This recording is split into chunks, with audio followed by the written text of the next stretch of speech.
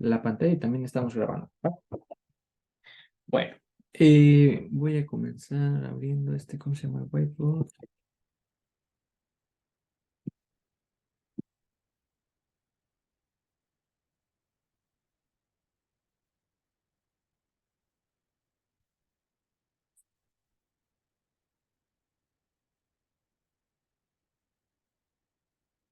Ok, bueno, pues ya está. Ahora creo que no hay color amarillo, solo hay gris.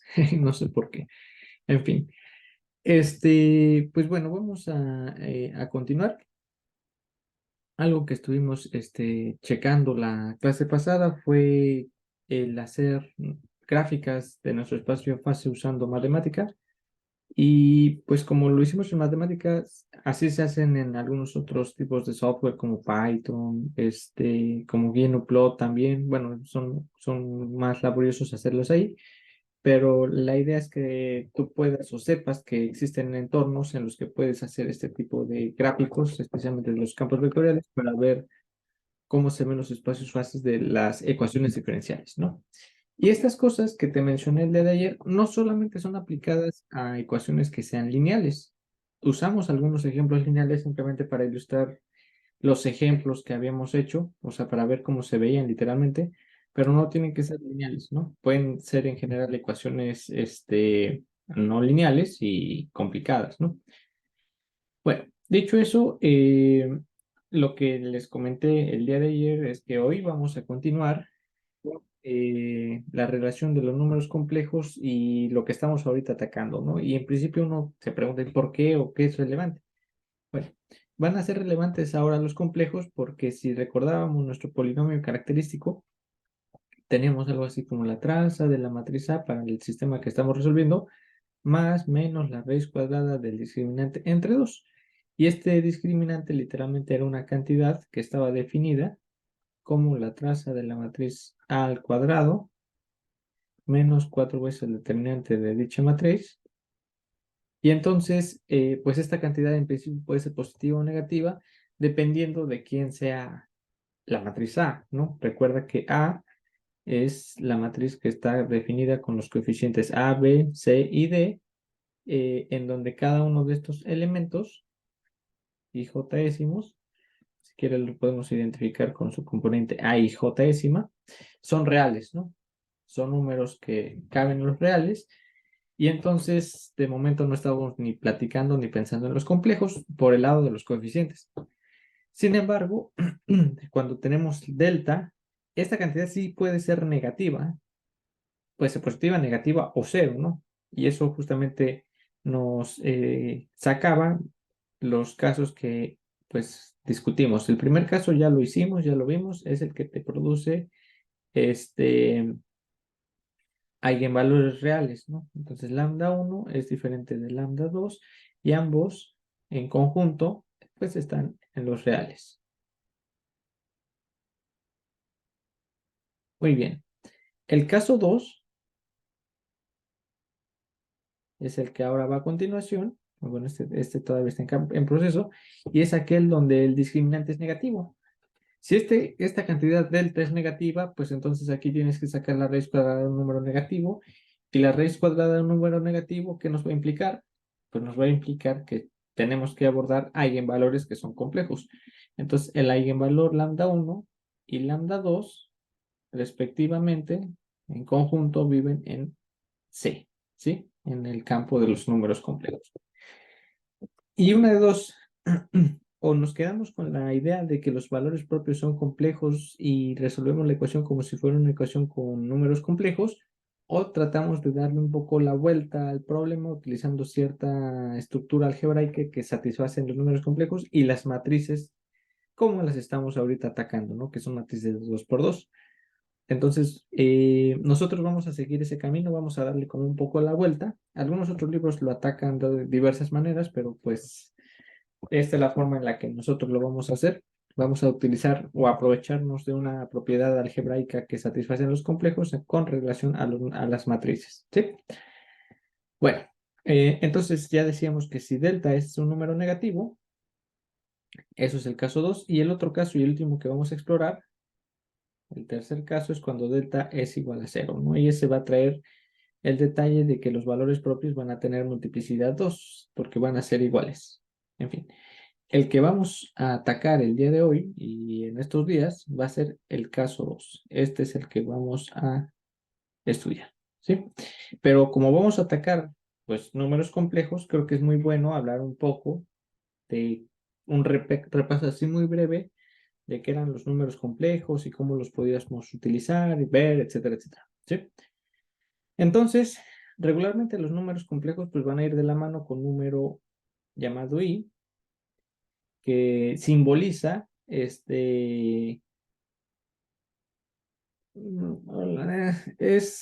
visto como la raíz de -1, ¿no? Si lo quieren pensar, no es históricamente así la reducción de cómo se planteó ese número i, pero bueno, simbólicamente y matemáticamente está relacionado con la raíz cuadrada de un número negativo, ¿no? En este caso el -1. Y entonces esto te permite pensar en que tú puedes sacar, por ejemplo, la raíz de -4, y la raíz de -4 dices, ¿qué número multiplicado por sí mismo da -4? Te pones a pensar y sabes que en los números reales eso no es posible, porque si tú tienes un mismo número multiplicado por sí mismo, la ley de los signos te va a quitar, te va a molar el signo negativo, ¿no? Porque si tú tienes un número, sea positivo o negativo, multiplicado por sí mismo, te da más por más o menos por menos y te da más. Entonces no puedes pensar en un número que multiplicado por sí mismo te da un negativo. Entonces eso influye y justamente eso recurre a los números complejos. De modo que si tú multiplicas i por i, te da -1. ¿Sí? ¿Cuánto es i al cubo? Y creo que de una vez voy a utilizar estas propiedades. ¿Cuánto es i al cubo? I al cubo pues es i por i por i. Pero ya vimos que i por i es -1. Entonces, si multiplicas -1 por i, es lo mismo que menos i, o en pocas palabras, i al cuadrado da -1. Y a la 1, pues te da -1, la raíz de -1, por definición, e i a la 0, pues es 1, ¿sí? ¿Cuánto es i a la cuarta? Pues eso es i por i por i por i. Y eso es lo mismo que es aventarte un producto adicional con este menos i, ¿verdad? Entonces es lo mismo que hacer menos i por i. Y ya vimos que i por i es -1. Y por este menos, pues te va a dar un +1. ¿Sí? Entonces date cuenta, hay una propiedad que está simpática. Como que hay una especie como de relación periódica en la que si tú tienes i a la 0, perdón, i a la 0 da 1. Y a la 1, pues eso es i. Y al cuadrado, es esta cosa que estoy escribiendo, eventualmente la vamos a utilizar en algún momento. Es -1.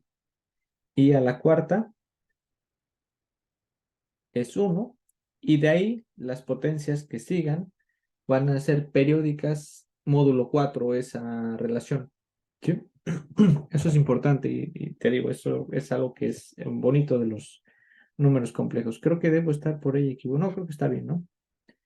Ah, aquí me equivoqué, me faltó una potencia, ¿no? Ya decía, hay algo que no me cuadra.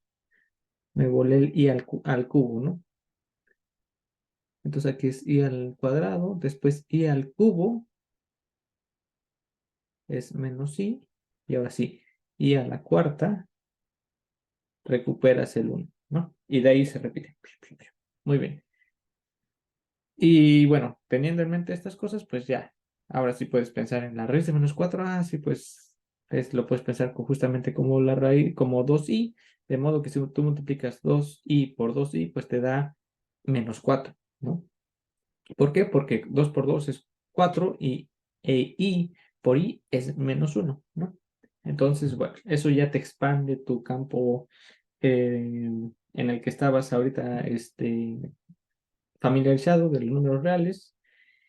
Y la forma que usualmente se utiliza o se emplea para visualizar un número complejo es hacer una asociación con R2, de modo que si tú tienes un Z número, esa cosa más o menos la puedes ver como si fuera proporcional a un R2, de modo que todo número complejo, Z, lo vamos a expresar como un número que tiene una componente real más su componente imaginaria.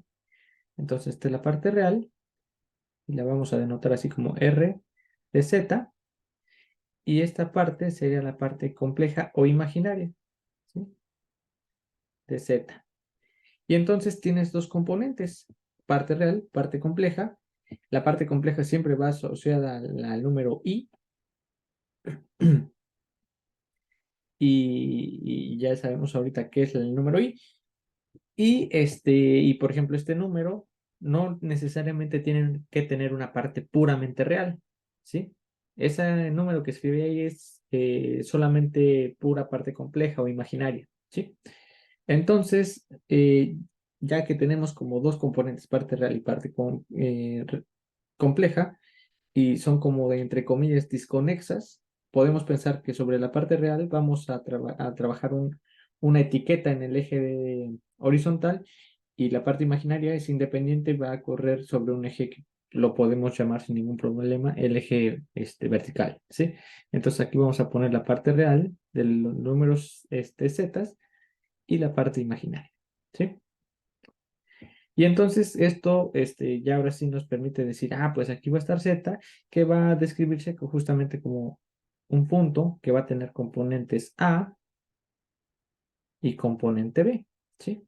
De modo que vas a tener A más I veces B. Y la parte imaginaria, repito, es la parte que acompaña al número I, ¿sí? Entonces, con esto ya puedes hacer la suma, el producto, la multiplicación y la división, como la traduces en los números reales. Es decir, podemos tener la suma.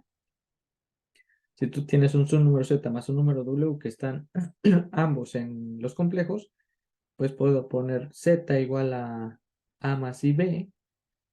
Puedo tener W igual a C más ID. Entonces, ante la suma, Z más W sería igual a más IB más C más ID. Y esto va a componerse como A más C más I por B más D, ¿sí? Es decir, la suma tiene la propiedad de ser un anillo, es decir, cualquier número A, B, C y D que compongan a este par de números complejos, siempre va a ser su resultante un número complejo, ¿sí?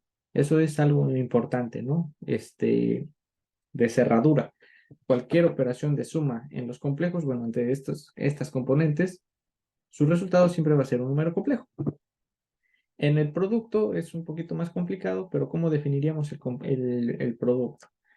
Pues el producto lo vamos a construir con base a los números reales, claro, con la consideración de que hay que tener cuidado en el producto de I por I, y pues hay que hacer la tarachita. Entonces Z por W es igual a A más IB por C más ID, y esto es AC menos, bueno, igual lo voy desarrollando poco a poco, es A por C más A por ID más IB por C, y después más I por B por D, ¿sí?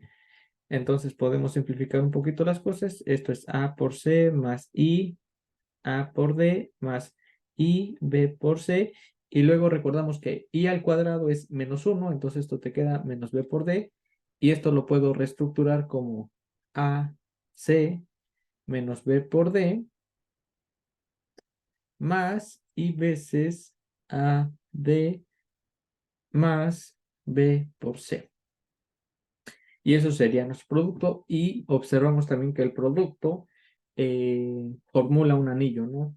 Tiene la cerradura, es decir, dados los números A, B, C y D que compongan a Z y W, ese objeto, esa operación te regresa a un número complejo, ¿no? Que va a depender de quiénes sean esos parámetros que acabo de mencionar. Muy bien. Y geométricamente lo que estaríamos haciendo es como sumar vectores, ¿no? Entonces esa propiedad geométrica que tienen literalmente es mapeada a una cosa como la viste o la aprendiste en R2, y eso es muy bueno. Después te puedes pensar qué pasa en Z, en C2, por ejemplo, un número complejo que sería como algo que vive en 4 dimensiones, por ejemplo. Si tienes un número C2, ¿no? Que esté en C2, entonces eso es más o menos como repito, como tener un R4 y así. Vienen como en pares, ¿no? En pares de R, ¿no? De espacios de R. Bueno, entonces con esto en mente y teniendo con la consideración de la geometría que heredamos de R2, uno puede componer este número Z, pues como lo hacías en coordenadas polares, es decir, tú puedes obtener un ángulo que te describa la apertura desde el eje de los reales y puedes correr un radio en la dirección de ese ángulo y llegar al mismo punto Z, ¿sí? ¿Cómo hacías la conexión entre coordenadas cartesianas, que serían las coordenadas rojas A y B, y las coordenadas polares, que eran las que tú veías también en tu curso de geometría cuando te enseñaba justamente los sistemas coordenados? Bueno, para eso nos ayudábamos de la trigonometría un poquito y dices, ah, sí, con las funciones trigonométricas yo podría identificar que Z es lo mismo que escribir R coseno de teta más R seno de teta. Nada más que aquí hay que tener cuidado. El número I tiene que estar acompañado también, ¿sí? Y entonces esta es una forma en la que uno también puede escribir al número Z, nada más que con sus componentes polares, ¿sí? Esta es útil, a veces es bonita, pero hay una forma más elegante de escribir esa misma relación utilizando esta forma polar. Y ahorita vamos a utilizar algunas cosas de lo que te había mencionado antes, de estas como reglas de permutación que tienen las potencias de I, ¿vale? Muy bien.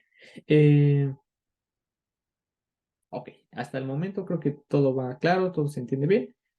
Esto lo puedo también escribir así como R coseno de teta más I seno de teta. Y ahora permíteme hacer algo. No sé si recuerdas cómo hacías la descomposición en series de Taylor de la función seno y coseno. ¿Se acuerdan cómo lo hacían? Bueno, si no se acuerdan, para no gastar mucho tiempo en ello, uno regularmente escribe que la función coseno se puede expandir en series como 1 menos teta cuadrado sobre 2 más teta cuarta entre 4 factorial menos teta sexta entre 6 factorial y así los elementos que son pares ante la potencia de teta. Y la función seno tiene algo similar, nada más que esa va a trabajar sobre las componentes que son impares. Recuerda que el coseno es una función impar, perdón, par, y el seno es una función par. Entonces, seno de teta va como teta, menos teta cúbica entre 3 factorial, más teta quinta sobre 5 factorial, menos teta séptima entre 7 factorial, y así las componentes impares. ¿Ok? Muy bien. Hasta aquí, ¿alguien tiene alguna duda, alguna pregunta? Todo va siendo claro. Simplemente estoy dando un repaso así muy general de lo que eran los números complejos y ahorita voy a empezar a hacer algunas conexiones con lo que nos interesa del curso, ¿vale? Eh, estamos conectándose. Ahí está. Muy bien. Ok, eso está muy bien. Y ahora déjenme escribir de maneras adecuadas esos signos positivos y negativos. Fíjate, voy a escribir un poco esto mismo con un color rojito para que llame más la atención. Y aquí vemos una cosa interesante. El primer signo negativo que aparece en la expansión en Taylor acompaña un término cuadrático en teta, ¿sí? Y ese término cuadrático en teta lo podríamos comparar con una i cuadrada. Date cuenta que i cuadrada lleva un -1. Es decir, este -1 que aparece aquí, bien lo puedo pensar como si fuera más i cuadrado, ¿sí? Entonces, esto lo puedo escribir como si fuera un 1 más i cuadrado, teta cuadrado entre 2, sin pérdida de generalidad. Después aparece un i cuarta. Ahora, el i cuarto, perdón, un teta cuarto. Y el teta cuarto ahí te aparece con un signo positivo. Y si notamos esta tablita que había escrito hace ratito, observamos que el i cuarta lleva un 1. Entonces, i cuarta, pues bien, puede ser escrita como el 1, que me aparece aquí, con un más 1, y lo puedo poner como tal. Más i cuarta, teta cuarta, sobre 4 factorial. Y después aparece un teta sexta, con un signo menos. Pero un teta sexta, déjame aquí lo escribo, perdón, sexta, lo puedo también entender como un teta cuarta por un teta cuadrado. Y ahora, si asociamos, por ejemplo, la componente anterior cuártica, de orden cuártico, que lleva a un i cuarta, pues también lo puedo entender como un término cuártico, que al ser multiplicado por un término cuadrático me daría el término de orden sexto, ¿no? Y entonces, al hacer esa analogía, diría, pues tengo i cuadrada, perdón, i cuarta con i cuadrada, y eso me daría mi respectivo i sexto. Y cuando hago esa multiplicación de i cuadrada por i cuarta, te quedaría menos 1 por 1, y eso es un menos 1. Y date cuenta, aquí traes un menos 1. Entonces, ese menos 1, sin ningún problema, lo puedes escribir como más i sexta, teta sexta sobre 6 factorial. Y así sucesivamente sobre todas las componentes que son pares de la serie, ¿sí? Lo mismo lo podemos hacer ahora con las componentes impares. Tenemos teta más este.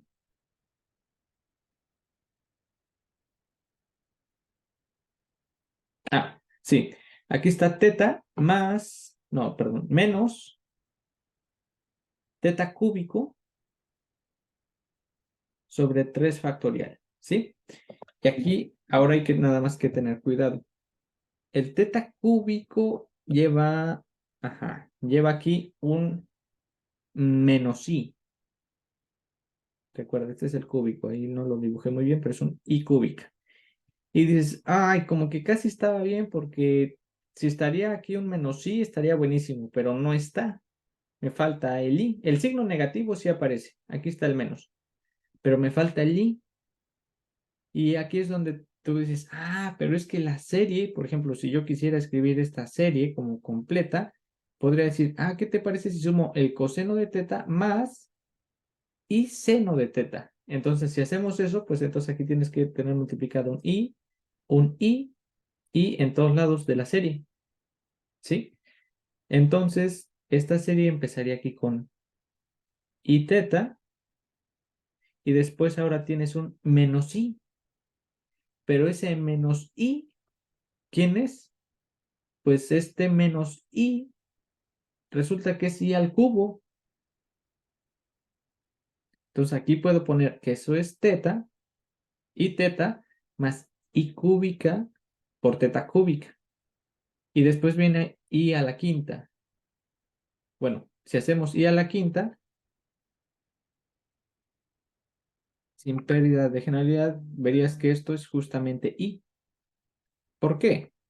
Pues porque esto es i cuarta por i. Pero i cuarta es 1. Por i, pues te da i. Entonces, i a la quinta es i. Y aquí está. Este es tu i. Entonces, más i quinta, teta quinta, perdón, sobre 5 factorial. Y te la sigues más i séptimas, teta séptima sobre 7 factorial, más lo que sí. ¿Qué es esta serie? Si sumábamos la parte que va con el coseno más la parte que va con el i seno de teta, ¿qué nos da? El total de esta suma, que se corresponde con coseno de teta más i seno de teta, es igual a 1 más i teta más i cuadrada teta cuadrada sobre 2 factorial más tan, que es lo mismo que la suma desde bueno, voy a ponerle otro índice a la suma porque si no vamos a confundir la i del complejo con la i del índice, con n desde 0 hasta infinito de i teta a la n sobre n factorial. Y esa es una serie que también tú conoces. Bueno, se supone que debes de conocer y además es mucho, muy importante por muchas áreas, tanto por la parte de las personas que vienen de actuaría, de los físicos, de los matemáticos. Esa serie casi, casi es la principal o de las de cajón, ¿no? ¿Cuál serie es esa que acabo de escribir? Ignora que tiene un i teta. Piensa que eso es una cantidad de x. ¿Cuál es la suma o qué es la suma desde n en 0 hasta infinito de x a la n sobre n factorial? ¿Cuánto da eso? ¿O qué es eso? ¿Quién dijo yo? Comentan por ahí. Exactamente. Eso es e a la x. Totalmente cierto. Entonces resulta que la suma de coseno de teta más y seno de teta resulta ser igual a e a la i teta. Simplemente haciendo la descomposición en series uno demuestra que escribir coseno de teta más y seno de teta es igual que la exponencial de ese ángulo complejo, claro, con ese complejo que está acompañado. Por lo tanto, todo número complejo z de la forma a más ib también lo puedes expresar como r, ese radio que te escribí hace rato, que te grafiqué o te mostré en la gráfica, por e a la i teta. Y eso es z, cualquier número complejo, ¿sí? Ahora, de aquí podemos hacer una relación, una ecuación muy conocida y popular. ¿Qué pasa si, por ejemplo, tenemos que teta sea igual a pi? ¿Cuánto nos da eso? Bueno, una de dos, o aprendes variable compleja y calculas la exponente de números con fases o con ángulos complejos, o utilizas esta relación. Ya sabemos que e a la i teta es lo mismo que coseno de teta más i seno de teta, y de ahí podemos despejar cuánto vale teta con pi, ¿sí? Entonces, e a la i pi, perdón, e a la i pi, déjame lo escribo, e a la i pi es lo mismo que coseno de pi más i seno de pi. Y seno de pi es 0 y coseno de pi es -1. Entonces esto te da -1. Y de aquí sale la fórmula o la relación de la ecuación de Euler, que es súper conocida, ¿no? Que es de las más bonitas que uno puede tener en las matemáticas, porque tú puedes despejar el -1 y entonces decir que 1 más e a la i pi es 0, ¿no? Y esta es como de las ecuaciones que hasta uno se puede tatuar, ¿no? Porque es súper elegante y te engloba, yo creo que los números de las matemáticas más reconocidos por el mundo, ¿no? El cero. El cero era un número no trivial, ¿no? De hecho, de ahí la hazaña de los mayas, ¿no? Incluirlo fue una grandeza. El uno, que bueno, no se diga, de ahí sale la construcción de los números, etcétera. Bueno, igual algunos lo hacen con cortadores de Dedekind y demás, pero bueno, ignorando eso, está el uno, está el número de Euler, está pi y está el número i. Y entonces esa solita igualdad, repito, yo creo que es de las más padres que uno se puede encontrar en las matemáticas, ¿no? Y la demostración no es muy complicada. Nada más hay que tener en mente cómo relacionar, por ejemplo, esta cuestión de los números complejos, ¿va? Muy bien. Esa es una peculiaridad de los números complejos. Ya ahorita te demostré que uno, en general, sí puede escribir cualquier número complejo con esta estructura, ¿vale? Muy bien. ¿Qué o por qué se relaciona esto con las matrices y por qué son importantes algunas de estas relaciones? Bueno, van a ser muy importantes porque, como ya te mostré, te mencioné antes, en el caso 2, los valores propios de nuestro problema van a ser números complejos. Entonces, al tratar números complejos, pues necesitamos un poco de la ayuda del mundo de los números complejos para resolver y utilizar ciertas propiedades de ellos, ¿vale? Y la principal, y yo creo que la que es directamente interesante en nuestro caso, es esto, que dada cualquier matriz M que tenga esta estructura,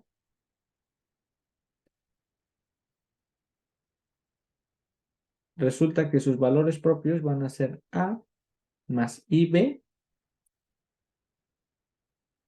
y A menos IB.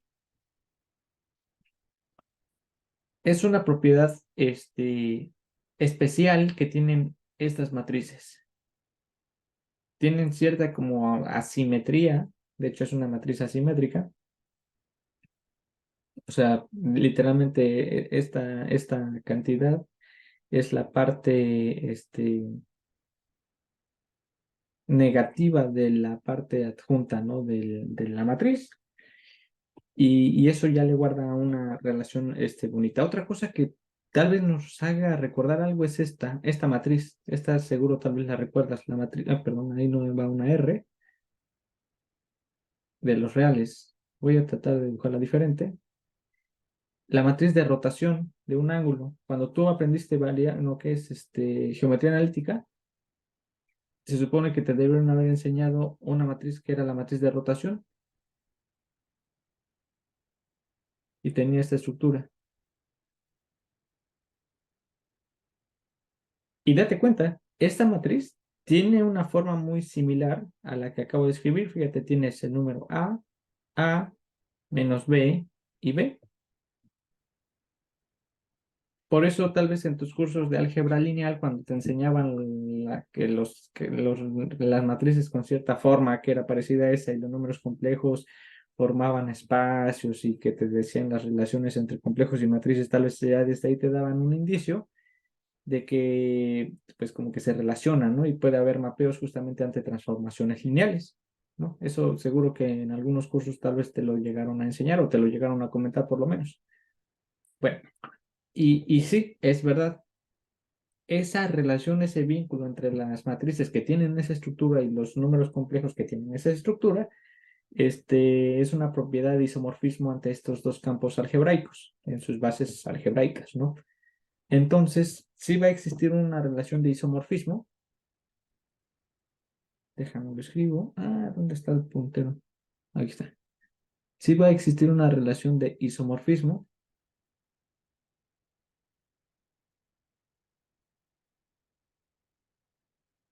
ante las matrices y los números complejos que preserven esta estructura.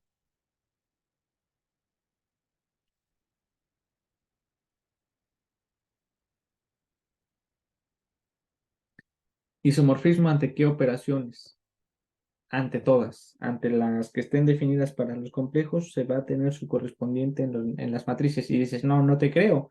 Porque, por ejemplo, en los números complejos sí puedes sacar 1 entre z, ¿no? Pues es un número al final de cuentas.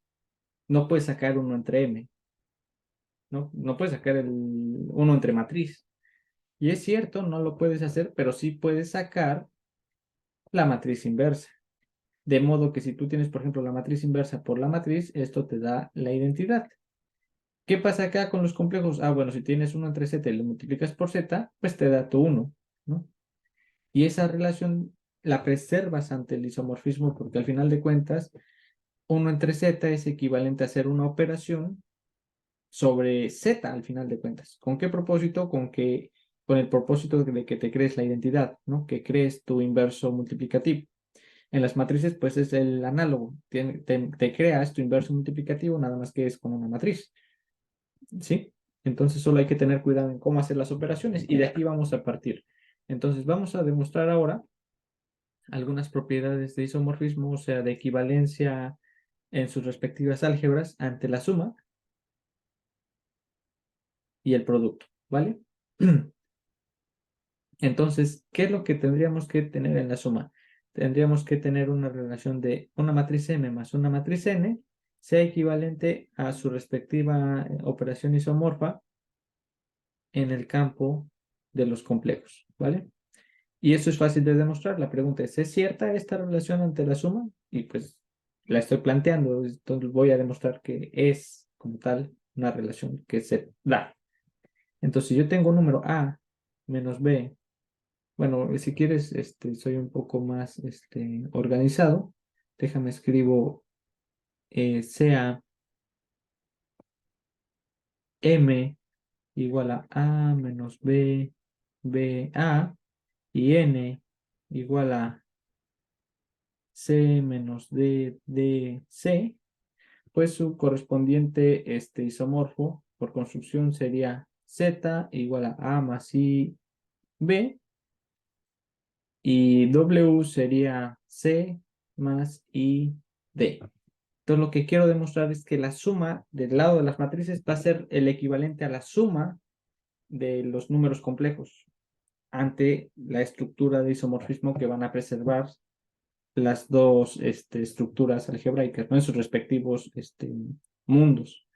Entonces, M más N, pues es A, no sé si quiero copiar esto, creo que es muy obvio, bueno, no sé si es muy obvio, pero sabemos que la suma se hace elemento a elemento, entonces te queda A más C, pues aquí te queda A más C, después te queda menos B menos D, después te queda B más D, y después te queda A más C, ¿no? Ok. Esta es la matriz que me sale de mi operación suma. ¿Qué nos da por el lado de los números? Pues Z más W, ya lo había escrito de hecho arriba, es igual a más C más I por B más D. Y de acuerdo a la relación de isomorfismo, esta componente tiene que ser la que va en la diagonal de la matriz. Y lo está. Y ahora, la otra componente, que es la parte que va compleja, debe ir acompañada del lado de la antidiagonal, si es que la podemos llamar así, con un signo negativo en la primera componente derecha superior y en la parte izquierda inferior debe aparecer como tal, ¿sí? Y lo está. Por lo tanto, la operación de suma se preserva. Sí hay isomorfismo, por lo menos para la suma. Ahora, podemos pensar en el producto. El producto es más complicado porque tú sabes que sí, las matrices conmutan ante la suma. O sea, si tú sumas matrices y las ordenas A más B o B más A, pues te da lo mismo. Pero en el producto no, y eso es algo que no es trivial en las matrices, ¿no? ¿Qué va a pasar con las matrices? Entonces, ¿qué pasa con M por N? Pues se supone que M por N tiene que ser Z por W. Y ojo, por ejemplo, la propiedad de conmutación en los números complejos es válida. Es decir, si tú tienes Z por W, en principio es lo mismo que W por Z. Y si esta relación de isomorfismo es cierta, entonces significa que N por M también tiene que ser igual a M por N. Y eso no es obvio. Repito, ¿por qué? Porque las matrices en general no conmutan, ¿no? Esto no tiene que ser cierto, pero si fuera cierto para este campo algebraico, perdón, sí, para esa estructura algebraica de las matrices que estoy representando ahorita, eso estaría muy padre porque entonces tienes un subconjunto de matrices que sí satisfacen propiedades de conmutación, ¿no? Eso está bonito. Vamos a ver si eso es cierto, ¿no? Entonces hacemos el producto M por N, pues aquí sí vamos a aventarnos el caretazo, A menos B, A por C menos D, C.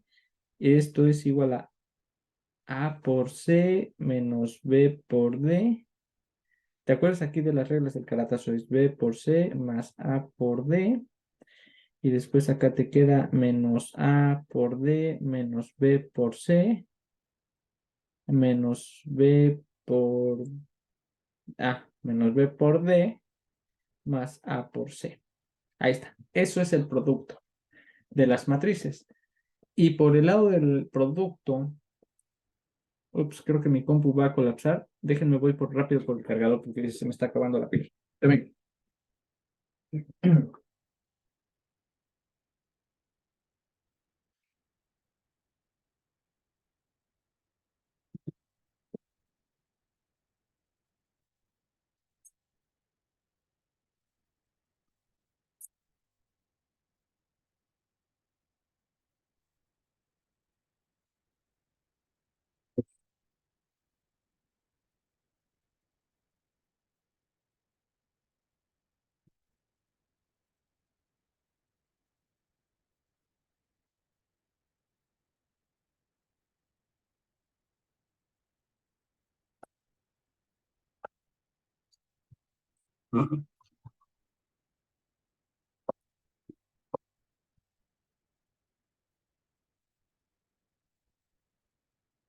Perdón.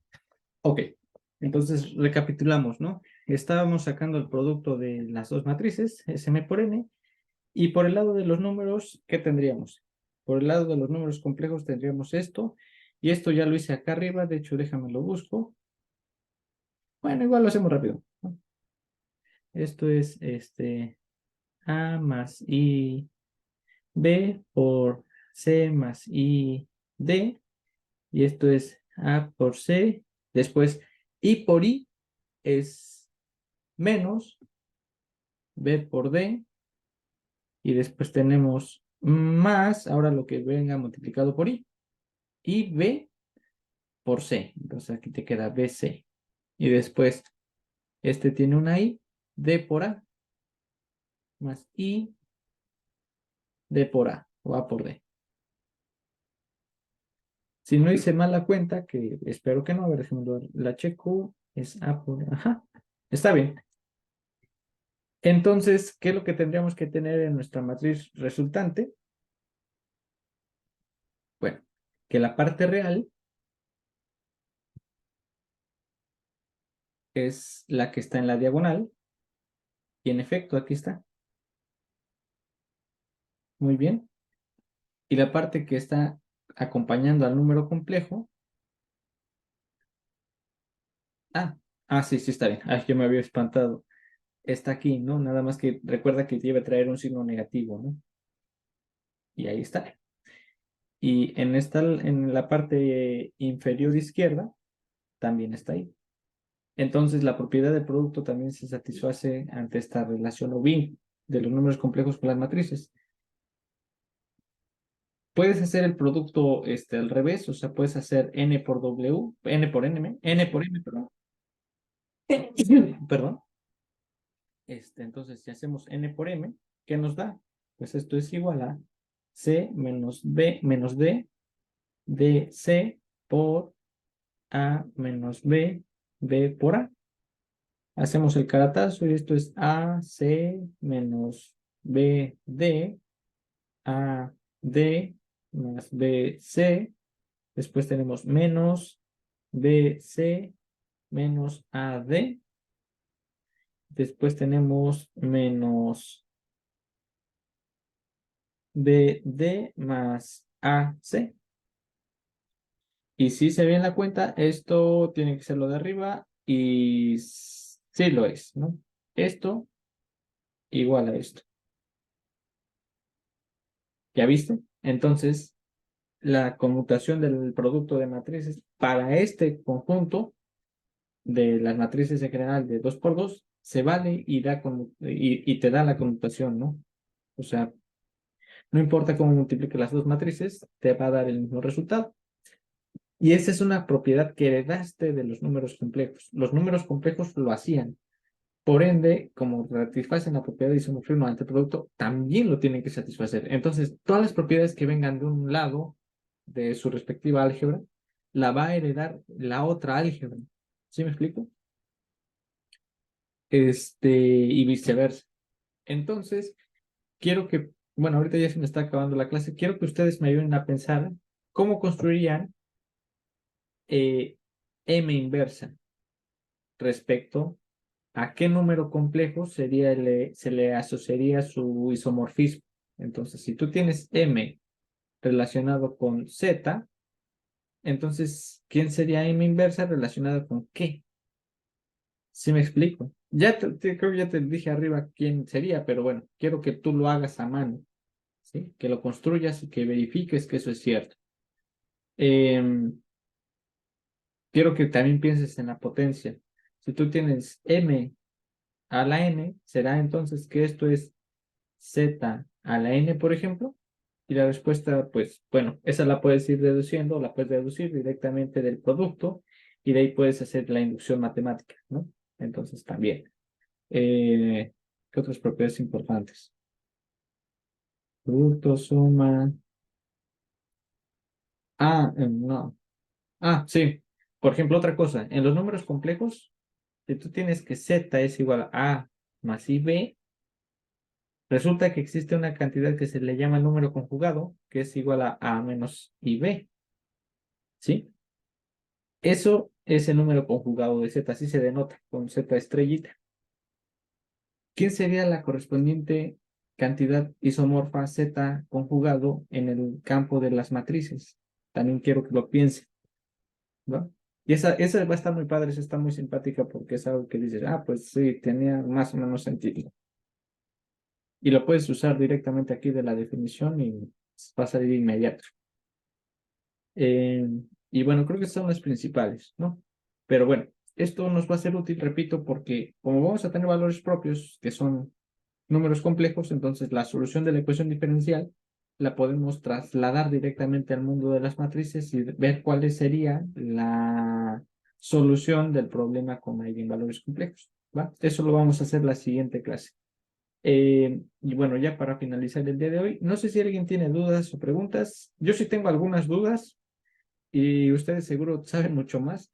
Acabo de ser notificado con mis ayudantes que creo que va a haber paro o hay paro, entonces no lo sé, quizás ustedes tienen mejores noticias que yo al respecto. ¿Qué saben de casualidad?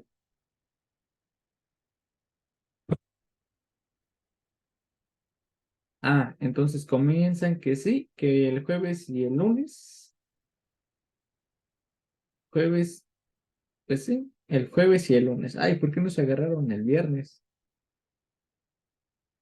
Bueno, digo, ¿no? Jueves y viernes, jueves y lunes. Bueno. Chale. Bueno, está bien, está bien, está bien. No, está padre. Entonces, pues entiendo. Entonces, se respetan esos días de paro, el lunes y jueves, ¿vale? Y pues ya, ya el viernes igual vemos qué pasa, ¿no? Si, damos por entendido que, que, que tomaron tiempo para pensar y filosofar un poco respecto al por qué el paro y todo, y igual y lo tomamos también. Ahí vemos, ahí los mantengo informados también. Bueno, entonces mañana sí, mañana nos vemos miércoles y... o prefieren que tengan la clase de la ayudantía. Creo que mañana les tocaría su ayudantía, ¿no? Entonces tal vez sea más conveniente que hagan ejercicios de la parte real. ¿Les parece bien? O continuamos la sesión como ustedes me gusten, como ustedes me digan, perdón.